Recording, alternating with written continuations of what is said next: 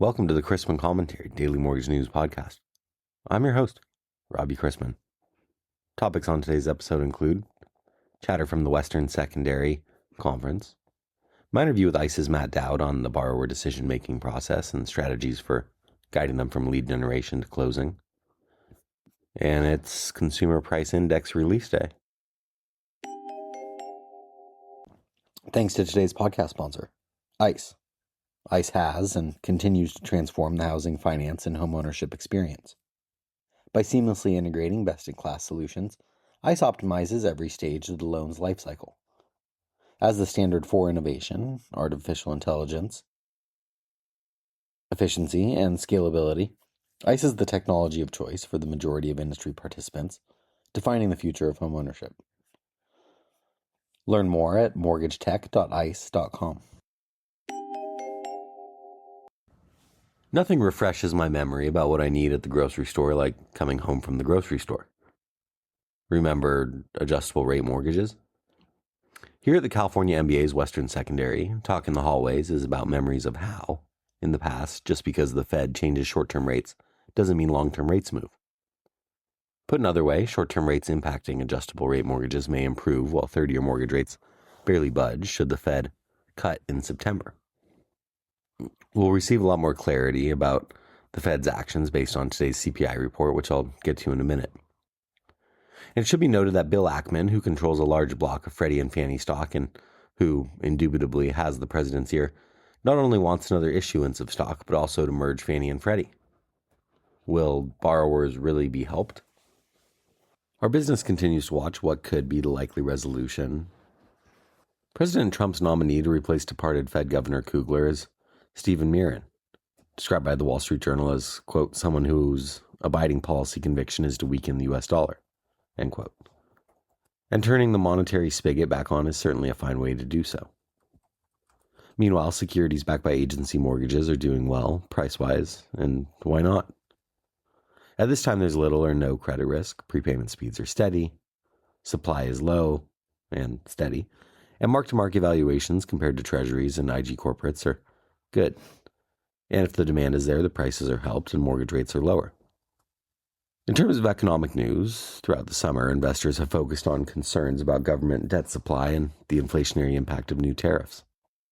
However, weaker employment data has removed some of the calm and sparked a recent shift in economic sentiment. In fact, the most significant factor influencing the market's direction is the deteriorating labor market. Recent employment reports and revisions have shown a clear weakening trend, which has given the Federal Reserve more flexibility to prioritize its employment mandate. 10-year yields haven't broken through key resistance levels, and their continued elevated position suggests that these supply and inflation concerns have prevented a deeper rally. With today's critical inflation report, the market is asking the question of whether upcoming data will reinforce the case for a cooling economy or reignite fears of stubborn inflation. Solid productivity growth has also helped to offset some of the inflationary pressure from tariffs, as businesses can absorb higher costs without raising prices or wages. The latest consensus among investors on tariffs is that they are expected to cause some inflation, but this impact is unlikely to be as severe as many initially feared. The market seems to be in a sell the rumor, buy the fact phase, having already priced in much of the negative news. While evidence of price increases due to tariffs will likely emerge in the next inflation report, but not today's inflation report, spoiler alert, the core PCE is not expected to return to its previous peaks. This is because firms are absorbing some of the costs and consumers may push back on price hikes, potentially dampening demand. Meanwhile, the Treasury market has comfortably absorbed new supply, and investor concerns about a lack of demand for U.S. debt have subsided, allowing the market to focus on more fundamental economic indicators. All of this points to a Fed that is likely to be more open to a rate cut, a prospect reinforced by political developments and a growing skepticism about the accuracy of official economic data.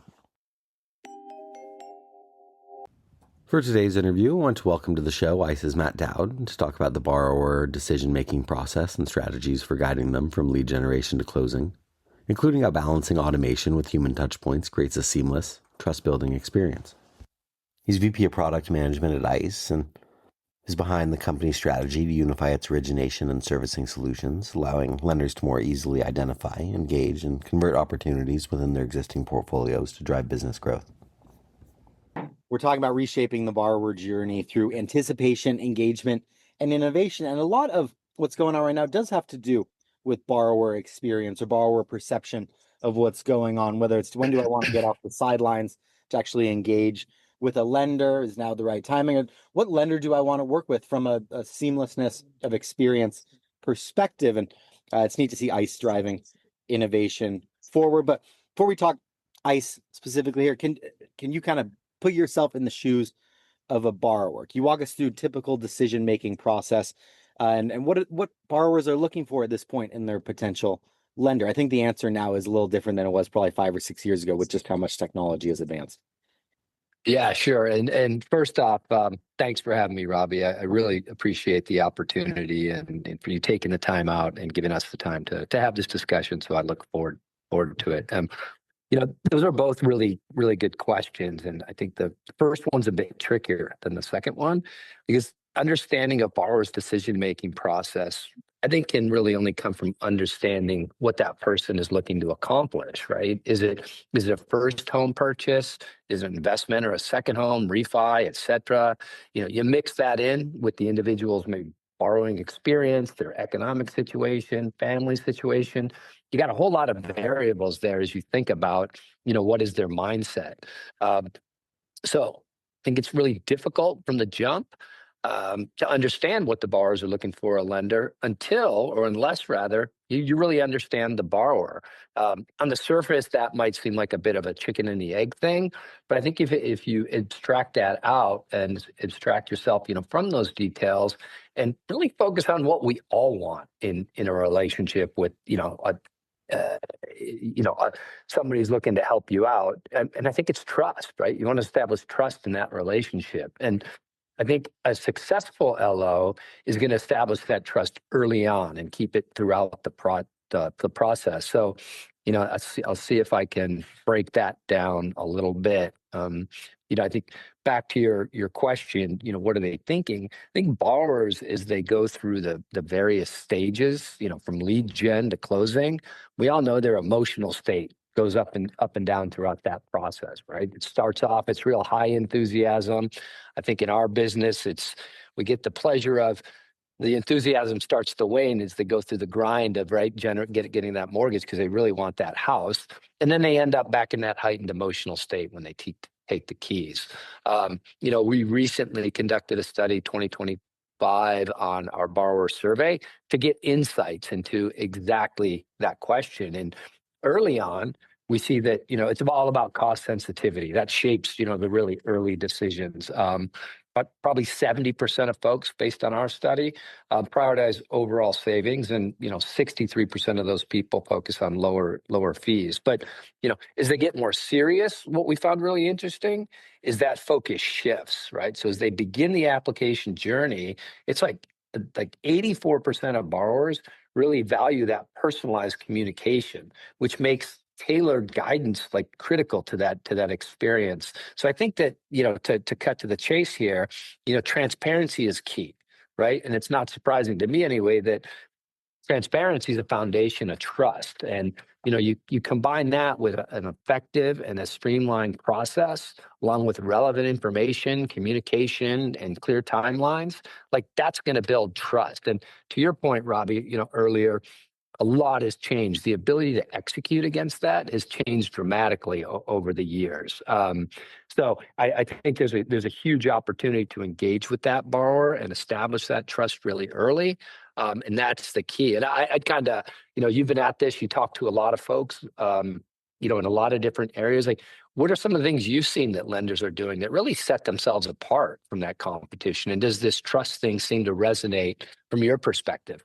Yeah, it completely resonates. And I would say that what I've seen, and this is qualitative, I really appreciate you bringing in some hard data there, but what I've seen from the qualitative sense is that with all these technology tools out there that can really make people more productive and efficient, more originators more productive and efficient, they're freed up to focus on the relationship side of things. They're freed up to focus on how they can educate borrowers. They're freed up to be that trusted advisor for people, which is neat. And I should say, I kind of left one thing out of that first question, a crucial detail, and that's how lenders can position themselves to engage potential borrowers before they're ready to act. And some of what I just said with relationship building applies to that.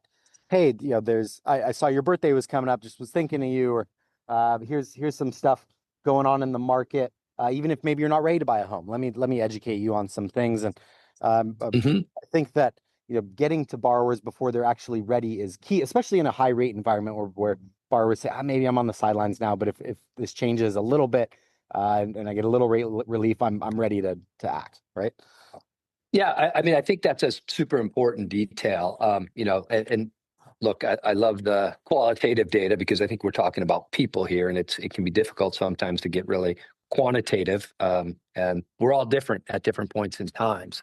But I think one thing that we'd all probably agree on here is, borrowers aren't ready to act immediately. On my own personal basis, right? Whether I'm buying a house or doing a renovation or thinking about refis, my wife and I are talking about that a long time in advance, generally. Um, and the key is, inserting yourself as a loan officer to be that trusted person. So when they finally make that decision, right, you're the person they're thinking of it. So how do you do that? It's taking proactive strategies, tailored follow-ups, as you mentioned, some of them, nurturing campaigns, using analytics and predictive analytics to help, the lenders and the loan officers really identify and connect with those borrowers, you know, before they're likely to act. You want to get them like way before that, not when they show up with paper in hand. Data. We all hear about data and leveraging data to predict when a borrower is going to consider like a refi or a home equity loan or even a purchase. That's going to allow lenders to insert themselves early in that process, and that proactive engagement, I think, is critical. It's consistent. It's got to be proactive. It's got to be relevant, and it's got to be omni-channel, right? It's got to be a combination of email, phone, text, social, all the above. You want to have your name in front of them so that you're part of the conversation. Those relationships, they start early. Um, you know, uh, I'll give you just a real life example. I mean, I think it's ancillary to mortgage, but I think the point, hopefully, that you and your audience will find relevant. You know, my wife and I, we recently switched our financial planner, right? Because the one we've been using for several years, they just never really seemed to hear us, right? We were with them for 5 years, and during our conversations, it was always about market data and then economic and trends and historical trends, which is important. Don't get me wrong, but he never tied it back to like our goals and what we wanted and what we were looking for and what was our 3, 5, 10-year plan. Um, so we started switching and we started interviewing other brokers, right? And we met with this one lady, and it was interesting, Robbie, because the only difference with all the other people that we spoke with, right? She actually took the time, sat down with us to understand what our goals were, what our situation was, and then her follow-up has been impeccable, and it's always been related to those goals. And have your goals changed, and what should we be doing? And I think the key here, the key difference was she actually took the time to build the relationship, and before we were committed to her, right? We were just interviewing potential people. And the other people we talked to, they seemed way more interested about like, how much do we have right now? How quickly do we want to move the money? It's just a transaction basis. So she was able to give, her valuable time without knowing up front what we were going to do, and built that trust. And that was a game changer for us. And she's been fantastic. And we continue to refer people to her. And I think LOs have to take that mindset. Like, yes, we want to get the transaction done, but you got to understand that person up front. And when you're having those conversations, it's not just about what you're looking for today, but hey, where do you want to be 3 years from now, 5 years from now? Should I be aware of anything you could see changing? Like, that's going to make that relationship be founded on, hey, this person who's asking me these questions, they're in my corner. They care about me. It's almost like this full circle. People got bogged down in manual processes for a while when computers came into the equation, and now we're getting freed back up to focus on people. And organizations know that's their most valuable asset, and that can help drive the most value. It can help drive these meaningful relationships with borrowers. All that sounds easy, but I guess where the rubber meets the road, what prevents or distracts lenders in doing that effectively? I mean, it ties to what we were just talking about, Robbie, right? Establishing that foundation with the borrower, it takes time, right? And one can argue time's the most valuable asset that we each have, in our own lives. So I think the challenge people to face today is there's still, manual, time-consuming tasks that pull loan officers away from borrowers, right? There's data entry, there's documentation, there's process management. They all eat up time. Even if you're going to tell, a loan officer, say you have a book and you have, 100 people you've established relationships over the last, number of years. How are you going to remember to call them on their birthday or say, do their annual mortgage review? Like that can become challenging. So you got to find ways to free up time so they can focus on on that relationship. And here's where automation changes the game, right? Especially through intelligent tools that addresses the pain points head on, right? By eliminating repetitive tasks, by integrate by leveraging workflow management, making operations smoother, just giving LOs more time to connect with the borrowers and nurture that trust, right? So I think it's about working smarter so they can focus on what truly matters. Bill Schuler of Planet Home said something that once stuck with me, and I'll just paraphrase it. I can't remember exactly, but he said, there's three types of relationships we look at. Like, you're either standing at the front door with someone, you're in the hallway, or you're at the kitchen table. And the goal is we all want to be, at the kitchen table. And again, I like to use real life examples. I think they hit home a little bit more. Like, if you asked me today, like, hey, do you know the name of a CPA, a plumber, a mechanic? I can give you like people I highly recommend from the drop of the hat. But for the other side of that, my wife and I, we just moved to Atlanta like a little over a year ago. And I'll be honest with you, like, I'm someone who's in this business.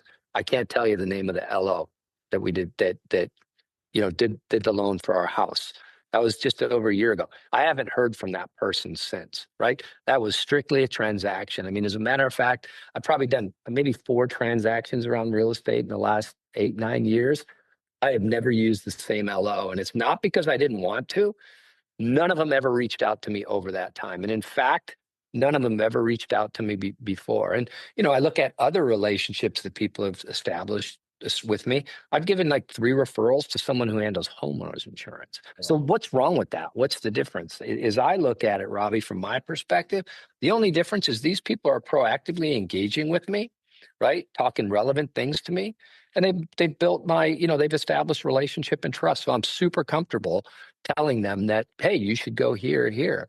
I think that if any of the LOs that I dealt with in the past had taken some time to invest in that relationship, there's no doubt they would have had multiple transactions from me and referrals. So I don't think it's magic. I think it's allocating your time and being relentless with that time to make sure you're focused on what matters most. And that's the people your clients, your customers. Which is wild because for a couple of different reasons. But it seems like the bar is so low for them to exceed this. Two, I would assume that an originator makes a hell of a lot more on a client than somebody doing insurance on that same house. Sure.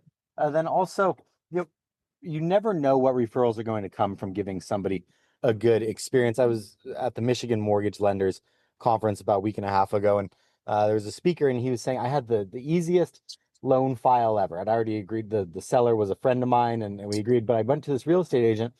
I said, this is going to be easy on you. And she goes, no, I'm going to give you the best experience possible. Why? Because you might have somebody else that you would like to refer to me based on how I handle this. And the speaker at this conference said his son just closed a loan with that real estate agent last month. So it's, you never know what's going to come from it. And so let me put a bow on this, though, and then we'll move on a little bit. But there's this balance now of automation and tech and seamlessness with human touch points. And obviously, every lender is trying to build a trust building experience for borrowers. How can they best go about creating the seamless or trust building experience, even for borrowers that might not be ready to act at this point? Yeah, great question. I think this is foundational to success. And to touch on what you just said, there's that quote, it's like, what is it? People won't remember what you said or what you think, but they'll always remember how you made them feel. And I think you can't lose sight of that. We're humans at the end of the day. And how that leads into your question is like, personally, and by the way, I should stop and say, I know there's great loan officers there. I'm just giving you my anecdotal experiences because that's just what I happen to experience. But That's just the truth. For me, I think that technology is fantastic and can add tons of value, but I don't think we're at a point where I would say you should trust technology to do everything. It's just, we're not there yet. We're still people. We want the human interaction at some point. You just want it on your terms. And, I'll bring something up, despite all the talk around AI and technology, I haven't seen anything yet where AI really replaces human interaction to build that trust and relationship. And if you're in this, if you're an LO for the long game, playing the long game, relationships and referrals, to the point you just mentioned, they're going to be key to your success. And I've yet to see AI substitute that. So AI or technology, for that matter, substitute that. You can leverage it to make you better, to free up all the time, to create a better experience, 100%. But at some point, you want to be, Johnny on the spot, if you will, and be there to guide that person, through this experience and make sure they're getting what they need. Ultimately, I think borrowers want more than competitive rates, right? Rates are super important. Don't get me wrong, and they're a great hook to get people in. But the rates are the rates. Nobody's doing anything dramatically different than anybody else where there's such a massive saving. So what does it come down to next? It's how you treat me, how you make me feel. Are you on my side of the table, to help me through this? So I think what they want is lenders that really blend innovative technology with that personal touch. And digital tools are super important, right? Like 69% of people that we surveyed, they want document upload, and, over 60% are looking for digital applications. But that's all about enhancing efficiency and empowering the borrower, which I believe that's what a lot of borrowers want, is to be empowered, but then to be able to reach out and engage with someone when they're ready. As you pull on that thread and you start thinking about those borrowers who aren't ready to engage right away, that's where you want to leverage automation, because that's where it can really play a key role in maintaining that communication without overburdening the loan officer. Again, if I got 25 people in the pipeline, like, I want to make sure that at a set frequency, I'm reaching out and touching that person. And I can't be expected to, remember every day to send 4 texts to these 7 people and then send an email and make these phone calls. Let automation do that. Send out the emails, the reminders, using data to drive it, prompts when you should give, when I should give Robbie a call. Like, let automation guide you where to go and what's important, so you're maintaining those touch points. And the key, it's all about data and knowing your customer. So when you're reaching out to people, be relevant, right? Just generic cookie cutter things, they don't do much, right? We're all getting cluttered. But when it does come time for Robbie, the loan officer, to come, call Matt, the borrower, and you can look in your notes and be like, hey, by the way, we talked to 6 months ago. How's your kid doing? Did he graduate college or whatever?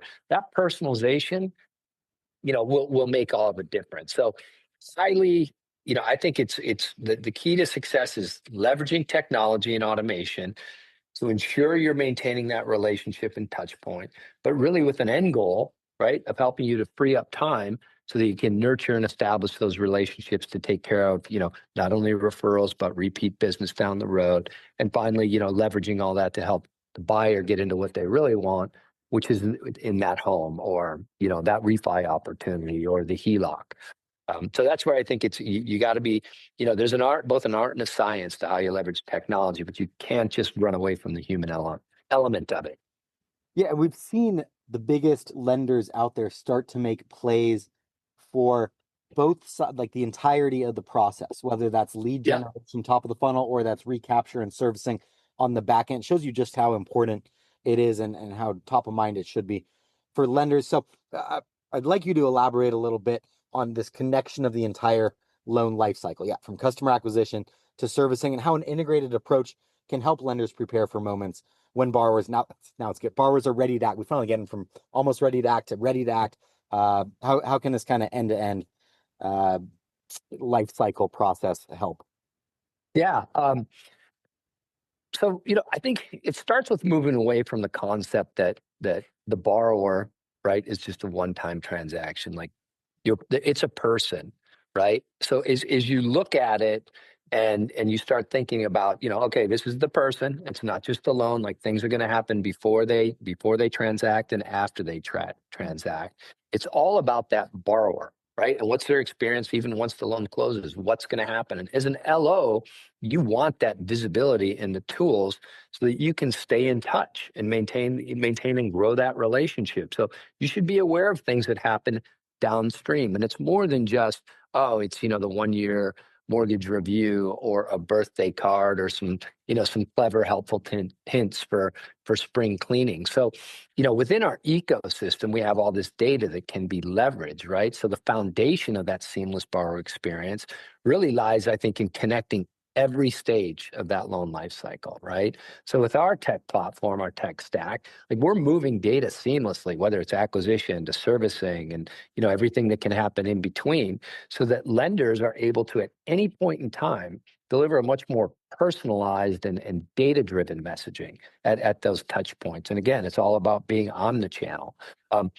Can't stress enough, borrowers, like they value speed in communication, but they also appreciate timely updates. Like 54% of those people we surveyed, they say we appreciate these timely updates. And really we're trying to make that possible through that unified interaction, right? So as opposed to, one of our clients tying together 3, 4, 5 different solutions and all the APIs and what's my source of data, different UIs that have to be done. We just want to make that seamless. So we're really thinking about, end-to-end engagement from a different lens, like what happens from pre the point of thought all the way to that person when they're going throughout their servicing life cycle and beyond, and giving the opportunities for lenders to see maybe 2, 3, 4 years down the road after that loan is closed. I'm glad you finally brought up ICE. I mean, ICE is the podcast. I thought you were going to talk a lot more about ICE, but I really love the subject matter expertise. Let me close with this, because we're getting into this total borrower experience, which brings me a lot of joy to talk about, and it's neat to see where the industry's headed. But how does all this translate to help lenders and servicers engage with borrowers, driving retention, driving opportunities for growth, those sorts of things? Yeah, good question. And yeah, I didn't bring up ICE intentionally in the beginning because I wanted to get grounded on I wanted to have this discussion with you and really see, do we agree in principle on what the challenge is, what borrowers are looking for? Because, I'd rather debate if there's a big discrepancy in that, but it sounds like for all intent and purposes, we're aligned. So, to get to your question, how do we think we can help? So again, I'll just throw out a couple data points, but today 1 in 4 borrowers are considering a refi, right? So 26%. Another 26% are looking at HELOCs. So we want to help our clients tap into those opportunities. And when I start looking at what we have on the origination side and what we have in servicing, we have 18 million homeowners that are using our servicing digital application. So you start thinking about that opportunity. 18 million people. There's HELOCs. There's home equity. There's refis. This is 18 million people going to the same place they're going to servicing their loan. Well, what a great place to engage that person and display new opportunities, right? So if we can by allowing our clients to surface that relevant information, and here's an opportunity, you can save a couple $100 a month. Right, that's relevant to a consumer, right? They go to the place where they always live. They could see an application pre-filled out, right? That allows them to say, maybe I'm interested in this. So it's really trying to take a much more modern approach and looking at all the pieces we have and putting them together to create really an elegant borrower experience. And we do that through tools, solution, data insights, but it's a single unified approach versus, as I said earlier, a bunch of different point solutions where, operational efficiencies can take place. It can be expensive. So that's really what we're driving to, Robbie, is with the information that we have and the engagement we already have with the borrower and the insights. It's a natural progression to expose that opportunity as a technology provider. Let our clients configure the experience they're looking to create, and then engage with those borrowers in an effective and efficient manner. Very cool to hear. I really appreciate you going through this. Both just I enjoy the subject matter personally, but also you're very well spoken, and it's neat to see what ICE is doing to help drive the industry forward. So thank you very much for the time, Matt. No, and thank you, Robbie. I enjoy your podcast all the time, and keep up the great work. I think you guys are a wealth of information for the industry. So love your objective viewpoint.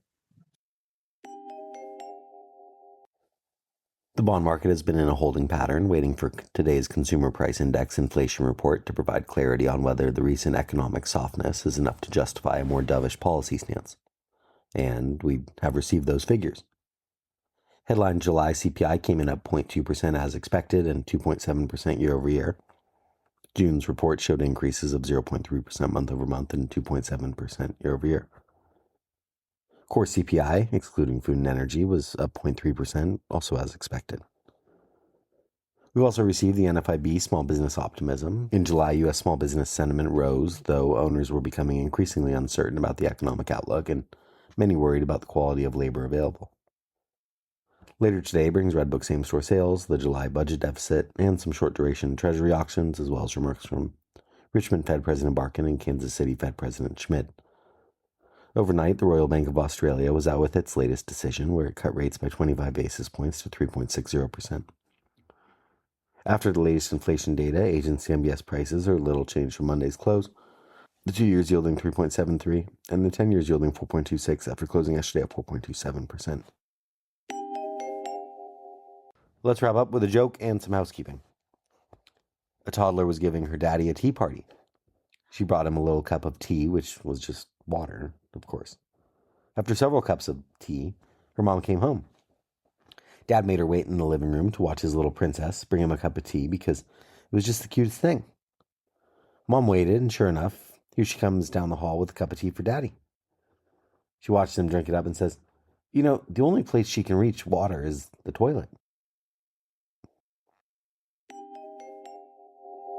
Thanks again to ICE for sponsoring today's podcast.